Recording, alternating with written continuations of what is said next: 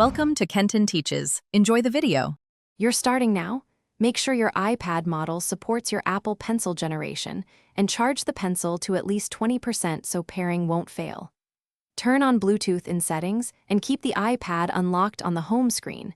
This helps the devices discover each other quickly. If you have Apple Pencil, second generation, place it on the iPad's magnetic edge. If the first generation, remove the cap and plug in or use an adapter. Do this immediately to begin pairing. Once the pencil is attached or connected, watch for the on-screen pairing prompt. This is the system telling you a secure connection is ready. Tap Pair when you see it. You'll then get a brief confirmation, and the pencil will register for handwriting and pressure sensitivity. If the prompt doesn't appear, go into Bluetooth settings and look for Apple Pencil in the device list. Select it there. Make sure airplane mode is off, and keep the pencil physically close to the iPad during this handshake. You're almost done.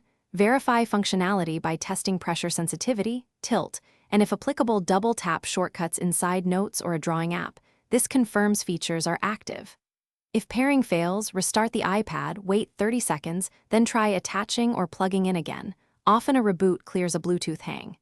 Make sure the pencil has a charge, and if problems persist, forget the device in Bluetooth settings and repair. If issues continue, try pairing with another Thanks for watching. Please subscribe if this video was helpful.